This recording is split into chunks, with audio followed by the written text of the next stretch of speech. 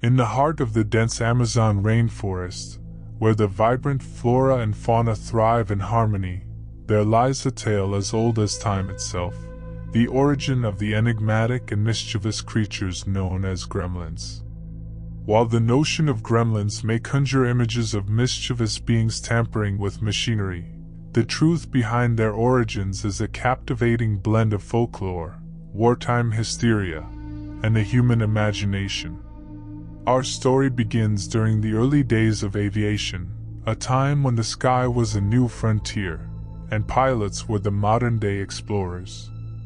It was the 1920s when the concept of gremlins was first whispered among the Royal Air Force, RAF, pilots stationed in the United Kingdom. These pilots, tasked with pushing the boundaries of aviation, encountered an unprecedented number of technical malfunctions and mechanical failures during their flights. Planes that had been meticulously maintained inexplicably broke down midair, and engines sputtered to life-threatening silence. Frustration and fear gripped the airmen, who were convinced that malevolent spirits were toying with their aircraft. As they grappled with these mysterious mishaps, stories began to circulate about the elusive gremlins who dwelled within the aircraft themselves. These gremlins, as the stories went, were diminutive creatures with a penchant for mischief and a knack for sabotaging the delicate machinery of the planes. The notion of gremlins quickly gained popularity among the RAF pilots, who used it to explain the unexplainable and cope with the harrowing experiences they faced in the sky. They spoke of these gremlins as both the cause of their problems and their protectors, believing that acknowledging their existence and leaving gifts like food and sweets for them might ensure a safe flight. As the years passed and World War II erupted, the legend of the gremlins transcended the boundaries of the RAF and found its way into popular culture. It was fueled by British author Roald Dahl, a former RAF pilot himself, who penned a children's book titled The Gremlins in 1943. Dahl's book introduced gremlins to a broader audience, portraying them as fantastical creatures who lived in forests and could sometimes be helpful to humans. Despite the whimsical portrayal in Dahl's book, the gremlin legend continued to serve as a form of psychological relief for pilots during the war.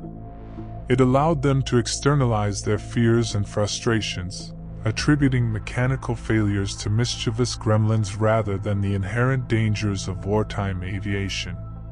While the gremlins of folklore and fiction captured the public's imagination, they eventually faded into obscurity as aviation technology improved, and the need for such supernatural explanations dwindled. Nevertheless, the concept of gremlins remains a testament to the human capacity for storytelling and the resilience of the human spirit in the face of adversity. So, whether you choose to see gremlins as mythical tricksters or simply a manifestation of human ingenuity and coping mechanisms, their origin lies deep within the annals of aviation history, a reminder of a time when brave pilots dared to conquer the skies and told stories of mystical creatures that roamed the hidden corners of their world. The elusive gremlins, shrouded in the mists of folklore and aviation history, are known for their mischievous nature. While they don't possess discernible long-term ambitions or goals in the human sense, their actions can be understood through a lens of curiosity, mischief, and even survival. Gremlins, as depicted in the tales of RAF pilots during World War II, were believed to have an inexplicable fascination with aircraft and machinery. Their penchant for tampering with these mechanical marvels, often causing technical malfunctions, can be seen as their way of satisfying their curiosity and need for adventure.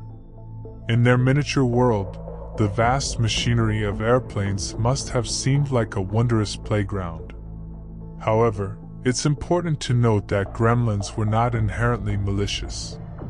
In many stories, they were also seen as protectors of pilots, working their mischievous magic to uncover potential issues before they escalated into catastrophic failures. In this sense, their actions can be interpreted as a form of benevolence, even if it was wrapped in trickery. The concept of gremlins, as presented in Roald Dahl's book The Gremlins, expands upon their motivations. In Dahl's narrative, gremlins are shown to have their own society and culture, complete with leaders and a sense of duty. They are depicted as creatures who live in harmony with the forest and take it upon themselves to protect it from any harm, including the potential destruction caused by wartime aerial battles. Their goals in this context are to safeguard their woodland home and ensure the safety of their fellow creatures. In summary, the goals and motivations of gremlins, while not clearly defined in traditional folklore, can be seen as a blend of curiosity, mischievousness, and a desire for self-preservation. They are creatures of legend, shaped by the imagination of those who told stories of their antics, and their actions often served as a coping mechanism for pilots facing the uncertainties of aviation during wartime. Whether as playful saboteurs or forest guardians, the gremlins remain a captivating and mysterious part of our cultural heritage. Within the rich tapestry of gremlin lore, there exists a fascinating glimpse into the inner workings of their society, a society that, while shrouded in mystery, exhibits signs of organization, hierarchy, and cooperation. In Roald Dahl's book The Gremlins, a delightful departure from the wartime superstitions surrounding these creatures, we are granted a charming insight into their societal structure. Within the gremlin society of Dahl's creation, there appears to be a clear hierarchy. At its apex stands the commander of the gremlins, a figure of authority responsible for leading their community and making important decisions. The commander is depicted as a wise and respected leader, guiding the gremlins in their various endeavors. Beneath the commander, there are presumably other roles and responsibilities within the gremlin society, although the book does not delve into extensive detail. However, it's reasonable to assume that, like any organized group, gremlins would have designated tasks and roles to ensure the well-being of their community. What truly sets gremlins apart, though, is their sense of camaraderie and duty toward one another. In Dahl's story, they come together to protect their forest home from the dangers of war, displaying a strong sense of unity. They are shown working collectively to confront the challenges posed by humans and their machinery, demonstrating that while mischievous, gremlins have a deep bond and a shared purpose. Their interactions with each other, as depicted in the book, are marked by a blend of playfulness and cooperation. They engage in spirited discussions, celebrate their victories, and stand united in the face of adversity. It's evident that they rely on each other for support and guidance, underscoring the importance of their social bonds. While this depiction of gremlin society in The Gremlins is a departure from the wartime superstitions, it offers a whimsical and endearing portrayal of these creatures. It shows that, in the realm of fiction, gremlins are more than mere troublemakers. They are a close-knit community with a well-defined hierarchy and a collective spirit of adventure and protection. In the broader realm of folklore and popular culture, the specifics of gremlin society can vary. They may be portrayed as more solitary tricksters or as members of larger, organized communities. However, the common thread in their lore is their ability to captivate our imaginations with tales of their curious, mischievous, and occasionally heroic nature.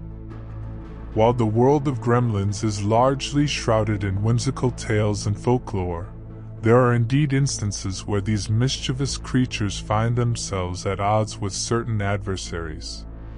These conflicts often arise from the gremlins' curious and disruptive nature, leading them into clashes with other beings or entities. Perhaps the most prominent adversaries of gremlins are humans, especially those in the aviation and engineering fields. During World War II, RAF pilots attributed many of their technical malfunctions to gremlins, believing that these creatures were sabotaging their aircraft. Though this was largely a form of playful superstition, it exemplified the tension between gremlins and the human desire for reliable machinery. In various tales and adaptations, gremlins have been depicted as sharing the world with other mythical beings such as fairies, elves, or even more malevolent creatures like trolls. These interactions can lead to rivalries or conflicts, often fueled by differences in temperament and goals. Gremlins, as portrayed in Roald Dahl's The Gremlins, live in the forest and have a strong connection to nature. In this context, they might find themselves in conflicts with natural predators or environmental changes that threaten their woodland homes. As the world progresses and technology advances, gremlins may inadvertently find themselves in opposition to modern machinery. Their instinct to tinker and meddle with mechanical devices can lead to conflicts when these devices are vital to human endeavors. Sometimes, gremlins' mischievous nature leads them into conflicts of their own making. Their pranks and curiosity can backfire, causing them to become their own worst enemies. In such cases, their struggles become cautionary tales about the consequences of their actions. It's important to note that the conflicts between gremlins and these adversaries are often portrayed in a light-hearted and whimsical manner, reflecting the playful nature of gremlin folklore. These adversaries serve as foils to the gremlins' antics, adding depth and humor to their stories. Ultimately, the conflicts are part of the enduring charm that surrounds these enigmatic creatures, as they continue to spark our imagination and captivate our hearts with their misadventures. The concept of gremlin hunters is a rather intriguing facet of gremlin lore, although it is more a product of creative storytelling and imagination than historical fact. In the world of fiction and folklore, there have been occasional references to individuals or groups who purportedly set out to hunt and combat these mischievous creatures. Here's a glimpse into the whimsical world of gremlin hunters. Gremlin hunters, as depicted in various fictional narratives, often employ an array of clever tactics and strategies to track down and confront these elusive creatures. Their approaches vary, but some common elements include: gremlin hunters are portrayed as keen observers of their surroundings, looking for telltale signs of gremlin activity. This may include examining aircraft for signs of tampering or conducting stakeouts near areas where gremlins are believed to frequent. Like skilled trappers, gremlin hunters often use bait to attract their elusive quarry. This might involve leaving out tantalizing treats or objects that gremlins are known to be drawn to, hoping to lure them into a trap. In some stories, gremlin hunters are depicted as using specialized equipment to detect or capture these creatures. This could range from high-tech sensors to more fantastical contraptions designed to reveal hidden gremlins. Gremlin hunters are often portrayed as resourceful individuals who employ a wide range of equipment and tools to aid in their pursuit. Gremlin hunters may don disguises or use camouflage techniques to blend into their environment and get closer to their targets without being detected. Elaborate traps, reminiscent of those used in hunting animals, are sometimes employed. These traps are designed to capture gremlins without harming them, as gremlins are often seen as mischievous but not malevolent. To coordinate their efforts and share information about gremlin sightings, hunters might use specialized communication devices, adding a touch of technological sophistication to their pursuit. The motivations of gremlin hunters can vary. Some may be driven by a genuine desire to protect aviation equipment and crews from imagined gremlin threats, while others might view it as a form of adventure or a way to prove their bravery. It's important to emphasize that gremlin hunters primarily exist in the realm of fiction, where they play a role in colorful stories and imaginative narratives. In these tales, they provide a counterbalance to the mischievous antics of gremlins, adding an element of conflict and intrigue. In the end, whether portrayed as valiant defenders or overzealous adventurers, gremlin hunters contribute to the enduring charm and mystique surrounding these elusive creatures. Gremlins, those mischievous and enigmatic creatures, have woven themselves into the tapestry of folklore and storytelling across various cultures. While the term gremlin itself may have originated within the context of aviation during World War II, similar beings and ideas have existed in different forms in diverse cultures around the world. Here are some intriguing facts about these elusive entities from various cultural perspectives. In English folklore, creatures akin to gremlins can be traced back to figures like Puck from Shakespeare's A Midsummer Night's Dream. Puck, a mischievous sprite, embodied the capricious nature often associated with gremlins. Additionally, English folklore is rich with tales of fairies and other diminutive, magical beings known for their tricks and pranks. In Germany, gremlin-like creatures are known as kobolds. These beings are thought to inhabit mines and are believed to either help or hinder miners, depending on how they are treated. Some legends depict kobolds as household spirits that may cause mischief if not appeased. In Scandinavia, similar creatures are called nis in Denmark and tomt in Sweden. These household spirits are known for playing tricks on people but can also bring good fortune to those who treat them well. Offerings of food or milk are often left out to appease them. Japan has its own share of mischievous entities known as tsukumogami. These are ordinary objects that, after 100 years of existence, gain a spirit and come to life. They are often depicted causing chaos and mayhem in households. Native American cultures have their own versions of trickster figures who share some similarities with gremlins. The coyote in Navajo tradition or the raven in various indigenous stories often serve as tricksters, using their cleverness to play pranks on both humans and other creatures. Across Africa, there are numerous tales of mischievous spirits, or creatures that bear resemblance to gremlins. These spirits are often invoked to explain unexplained events or accidents. In Slavic folklore, the domovo is a household spirit that can be helpful or mischievous. It is believed to dwell in the hearth or under the threshold of a home, and offerings of milk and bread are made to keep it content. Middle Eastern folklore features the jinn, supernatural beings that can be either benevolent or malevolent. Some jinn are known for their playful tricks, while others are more sinister. These diverse examples from various cultures reveal a common thread: the presence of mischievous, supernatural beings that have fascinated humanity for centuries.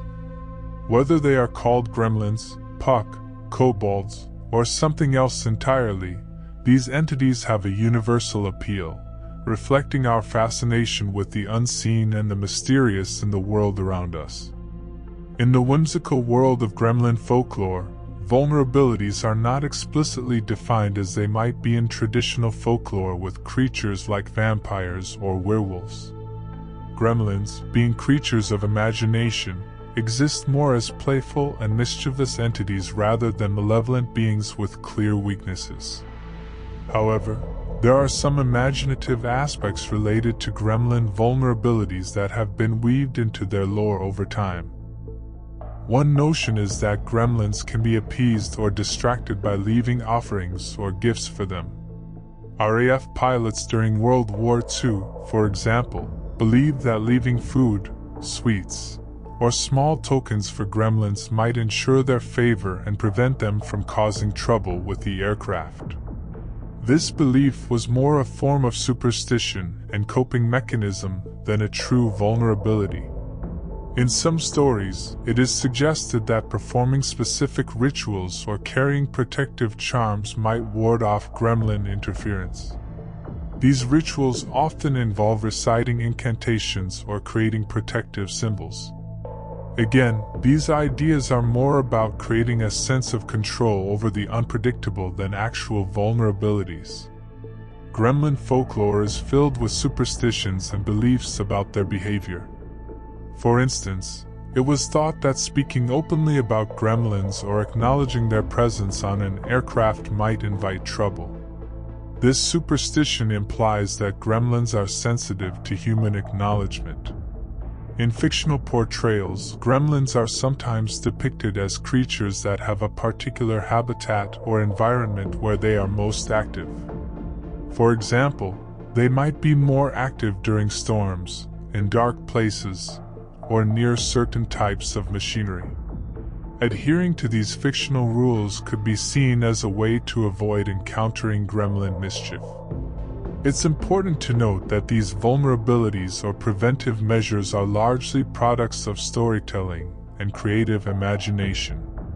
Gremlins, being fantastical creatures, are not bound by the same rules and vulnerabilities as creatures in traditional folklore.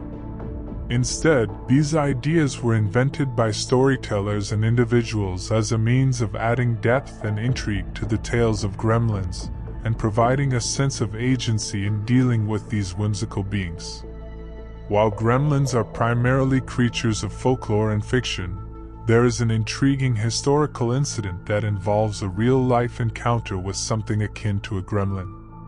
This event, known as the Tinian Goblins Incident, occurred during World War II on the island of Tinian in the Pacific. During the height of World War II, Tinian Island was a crucial base for American forces, serving as a launching point for B-29 Superfortress bombers on their missions to Japan.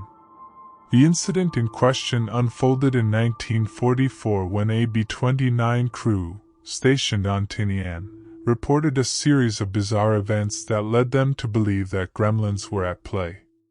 The crew experienced unexplained mechanical malfunctions, strange noises in the aircraft, and sightings of small, humanoid figures darting around the plane's interior during flights. These incidents caused considerable alarm among the crew, as they were convinced that supernatural beings were responsible for the disturbances. While the term gremlins was not explicitly used in the official reports, the description of small, mischievous creatures aligns with the gremlin folklore popularized by RAF pilots. In response to these reports, the military conducted investigations but ultimately attributed the incidents to fatigue, stress, and the challenging conditions of long-duration flights. The Tinian Goblins Incident remains a peculiar footnote in the history of aviation during World War II. It illustrates how the stress and pressure of wartime operations could lead to unusual stories and perceptions among servicemen. While the gremlins of folklore are creatures of imagination, this real-life encounter with Tinian goblins blurs the line between fact and fiction, highlighting the enduring influence of gremlin folklore on the human psyche, particularly in high-stress environments. It's important to note that the Tinian Goblins Incident is considered a historical curiosity rather than definitive proof of the existence of gremlins or supernatural entities. Instead, it offers a glimpse into the psychology and folklore of the time, as well as the unique challenges faced by military personnel during World War II. The notion of gremlins as a legitimate and tangible threat to aircraft and machinery is a product of folklore, superstition, and imaginative storytelling, particularly during World War II. While gremlins themselves are not real creatures, the concept served a specific purpose during the war and reflected the experiences and fears of pilots and mechanics. Here are a few reasons why the gremlin legend gained traction and became a part of aviation history during World War II. Aviation during World War II was a perilous endeavor, with aircraft facing mechanical failures, turbulence, and enemy fire. Pilots and crews needed ways to cope with the stress and uncertainty of their missions. The concept of gremlins provided a lighthearted and imaginative explanation for inexplicable mechanical failures, offering a form of psychological relief and camaraderie among servicemen. When technical malfunctions occurred, it was crucial to determine the cause. The idea of gremlins allowed crews to attribute these issues to external, supernatural forces rather than acknowledging the inherent risks of wartime aviation or potential human errors. This externalization of blame helped maintain morale and confidence in the machinery. The concept of gremlins was popularized and spread through books, stories, and media during the war. British author Roald Dahl's book The Gremlins played a significant role in shaping the popular image of these creatures. Additionally, Walt Disney produced a promotional film titled Gremlins in 1943, which further entrenched the idea in popular culture. Gremlins tapped into the collective imagination of the time, fostering a sense of shared experience among servicemen. Stories and anecdotes about gremlins were passed down, embellished, and became part of the aviation folklore. Aircraft were complex and often temperamental machines. Anthropomorphizing these machines by suggesting that gremlins were tampering with them made the aircraft seem more relatable and allowed for a degree of empathy toward the equipment. In summary, gremlins became a fascinating and enduring part of aviation history due to their ability to provide psychological comfort and explanation during a challenging and high-stress period. While they may have been playful and mischievous in the folklore, their impact on the culture of aviation during World War II was profound, demonstrating the power of storytelling and imagination in the face of adversity.